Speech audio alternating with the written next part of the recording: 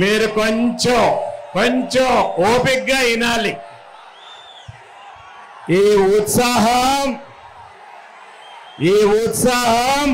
13వ తేదీ 5 గంటల వరకు ఉండాలి.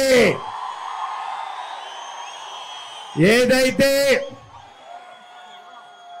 పొంగనూరు నియోజకవర్గాన్ని రాజకీయాన్ని ఒక అక్రమ సంపాదన కేంద్రంగా చేసుకున్న పెద్దిరెడ్డిని ఇంటికి పంపించాల్సిందే.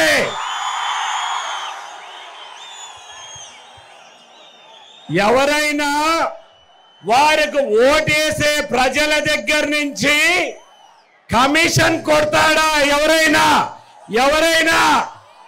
నీతివంతుడైన రాజకీయ నాయకుడు వారికి ఓటేసి గెలిపించిన వారి దగ్గర కమిషన్ తీసుకుంటాడా?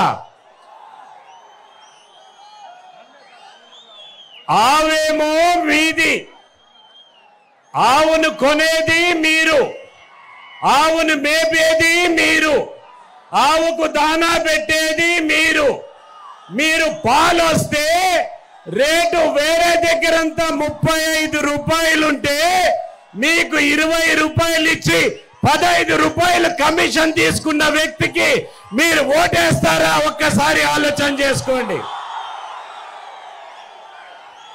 ఎంత రోజుకి 60,000 లీటర్లు, ఒక 10 లీటర్లు పోసే రైతు 15 రూపాయలు తక్కువ వారి దగ్గర కమిషన్ తీసుకుంటున్నాడంటే ఒక నెలకి 4,500 రూపాయలు 10 లీటర్లు పోసే రైతు దగ్గర మీ పెద్దిరెడ్డి రామచంద్రారెడ్డి కమిషన్ తీసుకుంటున్నాడు. ఒక సంవత్సరానికి 54,000 అవుతుంది. 4 సంవత్సరాలకి 2,16,000 రూపాయలు ఒక 10 లీటర్లు పాలు పోసే ఆయన దగ్గర కమిషన్ తీసుకుంటున్నా అంటే ఒక్కసారి ఆలోచన చేసుకోండి. 9,60,000 15 రూపాయలు అంటే 9 లక్షలకు రోజుకి పొంగనూరు ప్రజల దగ్గర, రైతుల దగ్గర, పాడి రైతుల దగ్గర కమిషన్ తీసుకుంటున్నది మీ పెద్దిరెడ్డి రామచంద్రారెడ్డి కాదా అనేది ఒక్కసారి ఆలోచన చేసుకోండి. లెక్కలొచ్చా? సంవత్సరానికి ఎంత అవుతుంది? 33 కోట్లు కేవలం పొంగనూరు 4 మండలాల్లో కమిషన్ తీసుకుంటున్నాడు.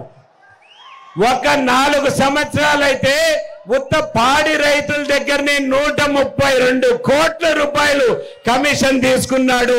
ఇదే శివశక్తి డైరీ పెద్దిరెడ్డి రామచంద్రారెడ్డి గారు. మామిడి తోటలు ఉన్నాయా? జ్యూస్ ఫ్యాక్టరీకి వేస్తున్నారా? కలెక్టర్ చెప్పిన రేట్ ఎంత? 17 రూపాయలు కేజీకి ఇవ్వమని కలెక్టర్ ఆదేశాలు ఇస్తే రైతులకి 8 రూపాయలు 9 రూపాయలు ఇచ్చి 10 రూపాయలు కమిషన్ తీసుకుంటున్న వ్యక్తి ఈ పెద్దిరెడ్డి రామచంద్రారెడ్డి కాదా అనేది ఒక్కసారి ఆలోచన చేసుకోండి. అది దౌర్జన్యంతో, రౌడీజంతో పోలీసు కేసులు పెట్టి మామిడి పండ్లు రైతులకు, మామిడి పండ్లు పండించే రైతులకు ఎంత కమిషన్ తెలుసా?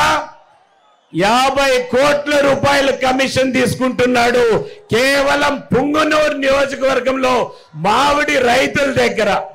ఒకసారి మీరు లెక్కలేసుకోండి. 132 కోట్ల రూపాయలు పాలు నుంచి 150 కోట్ల రూపాయలు మామిడి రైతుల దగ్గర నుంచి కేవలం పొంగనూరు నుంచే ఇంత కమిషన్ తీసుకుంటున్నాడు. ఇదే కాదు, 3 ప్రాజెక్ట్స్ మొదలు పెట్టారు. 3 ప్రాజెక్ట్స్. వినాలి మీరు, ఇంటే మీకు అర్థమవుతుంది.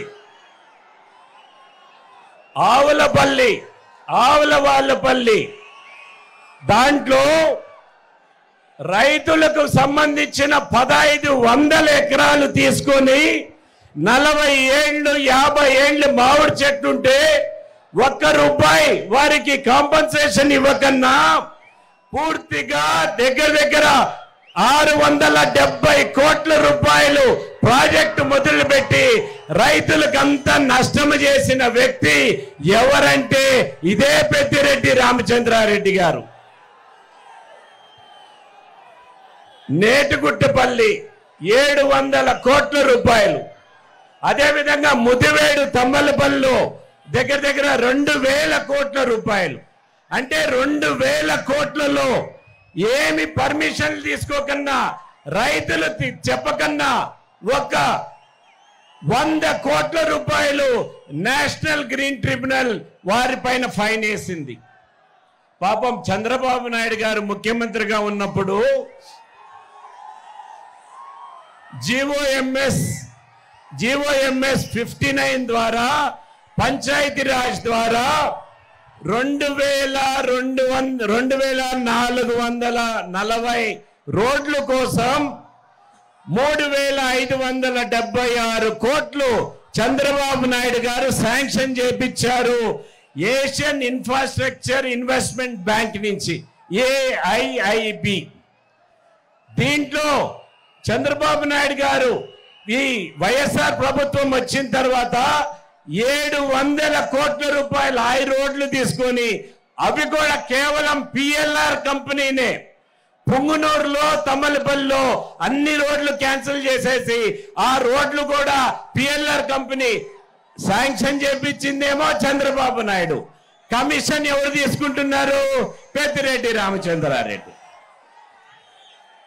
మీ నాకున్న లెక్క ప్రకారం ఇసుక ఖనిజం ఇవి లేకన్నానే ఉత్త పుంగనూరు ప్రజల నుంచి 1500 కోట్ల రూపాయలు ఈ 5 ఏళ్లలో సంపాదించాడు మీ పెద్దిరెడ్డి రామచంద్రారెడ్డి.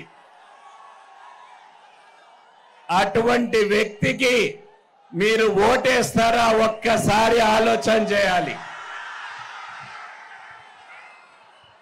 నేను ఇవన్నీ అడుగుతున్నా కాబట్టి మొట్టమొదటి ఏం చెప్పాడు?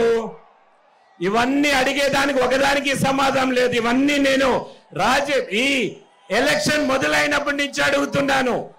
దీనికి ఒకదానికి సమాధానం చెప్పలేదు. ఏం చెప్పాడు? నేను ఎవరో కాళ్ళు పట్టుకుంటే ముఖ్యమంత్రి అయ్యా అని. దానికి సమాధానం నేనేం చెప్పాను? ఎవరి కాళ్ళు ఎవరు పట్టుకున్నారో మీకు అందరికీ తెలుసు. ఆఫ్టర్ ఆల్ ఒక DCC పదవికి వచ్చి కాళ్ళు పెట్టుకునే వ్యక్తి ఆయన చరిత్ర ఏమిటో ఒక్కసారి ఆలోచన చేసుకోండి మీరందరూ కూడా. నేను అబద్ధం చెప్తానా? ఒక్కసారి చేతులు ఎత్తండి. నేను అబద్ధం చెప్పేట్టుగా ఉంటే. నేను సచిన అబద్ధం చెప్పను. నేను కాణిపాకానికో ఏడికి కావాలంటే అది ప్రమాణం చేస్తా అని చెప్పా. దానికి కూడా సమాధానం లేదు. మళ్ళీ ఏం చెప్పాడు? జగన్మోహన్ రెడ్డిని నేను అరెస్ట్ చేశానని చెప్పాడు. నాకేం సంబంధం జగన్మోహన్ రెడ్డి అరెస్ట్తో? ఆమె సొంత చెల్లెలే చెప్పింది కోర్టు ద్వారా జగన్మోహన్ రెడ్డి అరెస్ట్ అయ్యాడు, సోనియా గాంధీకి ఏం సంబంధం లేదని. సోనియా గాంధీకి సంబంధం లేదంటే నాకేం సంబంధం? ఇదే కాదు, దాని తర్వాత ఏం చెప్పాడు? సాయిబాబా ట్రస్ట్ నుంచి సాయిబాబా ట్రస్ట్ సంబంధించిన బంగారం అంతా ఎత్తుకొని వెళ్ళిపోయానంట. దానికి కూడా నేను అయ్యప్ప స్వామి గుడికి వచ్చి ప్రమాణం చేస్తానని చెప్పాను. సాయిబాబా గుడి ట్రస్ట్ కి ఎవరు పెద్ద? Former chief justice of the country PN Bhagwati chief justice of country, ఆయన ఒక trustee. SV Giri vigilance officer, ఆయన ఒక ట్రస్టీ. ఇంకొక ట్రస్టీ చక్రపాణి, ఆయన ఒక IAS ఆఫీసర్. ఎస్వి శెట్టి, ఆయన ఒక బ్యాంక్ చైర్మన్. వీళ్ళందరూ ఉండగా ఏ విధంగా జరుగుతుంది? ఒక్కటి బాగా ఆలోచన చేసుకోవాలి. పాలల్లో, మామిడి పండ్లలో, శాండ్లో, అదే విధంగా గ్రానైట్ లో, అన్నిట్లో వీళ్ళు లాభము వచ్చే విధంగా చేయటం జరుగుతోంది. మీకు పంచాయతీరాజ్ ఎలక్షన్, మున్సిపల్ ఎలక్షన్స్ ఎక్కడన్నా జరిగినాయా? జరగలేదా? ఎందుకు జరగలేదు? దౌర్జన్యం చేసి లాక్కున్నాడు. ఇప్పుడేమైంది? ఇప్పుడు ఎందుకు మీ ఇంటికి వచ్చి ఓటు అడుగుతున్నాడు?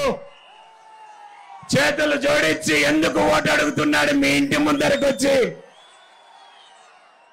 దౌర్జన్యం చేయలేక వెబ్ కెమెరాలు పెట్టడం జరిగింది.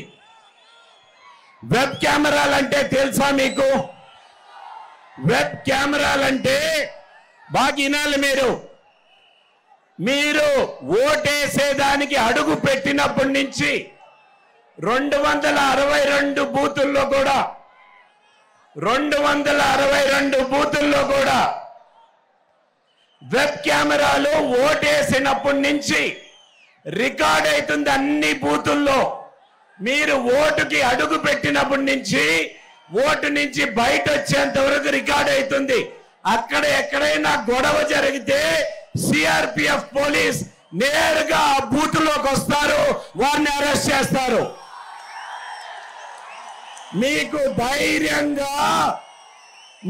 ధైర్యంగా స్వేచ్ఛగా ఎవరికి ఓటేస్తారో మీరు వేసుకునే హక్కు ఈ రోజు మీకు వెబ్ కెమెరాల వల్ల వచ్చింది.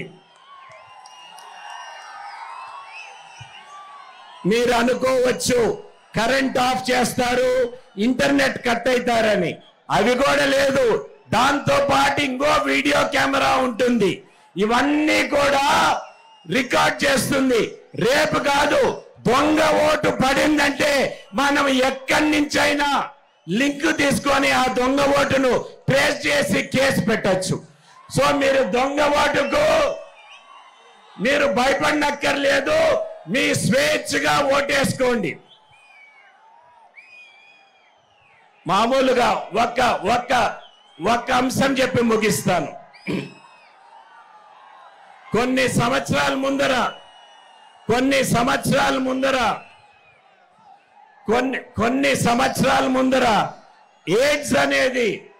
ఎయిడ్స్ రోగం అనేది మనకందరికీ తెలుసు.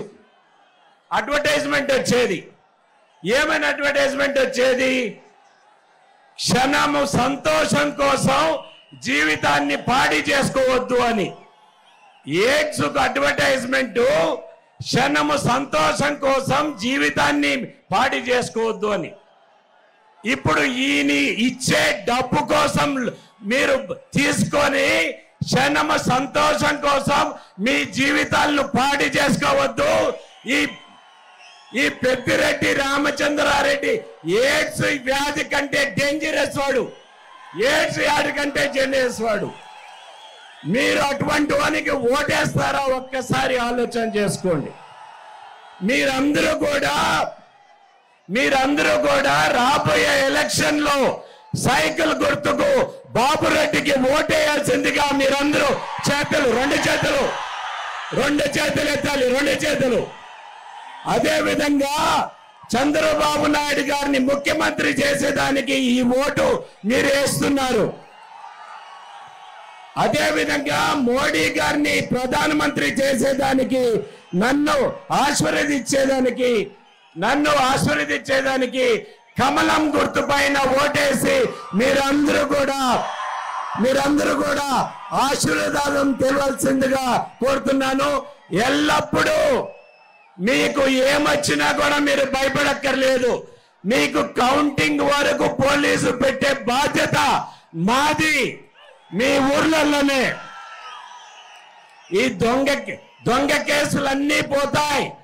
ఎవరైతే అక్రమ కేసులు పెట్టారో వాళ్ళపైన కేసులు వచ్చే రోజు త్వరగా వస్తుంది. మీరు భయపడక్కర్ సార్.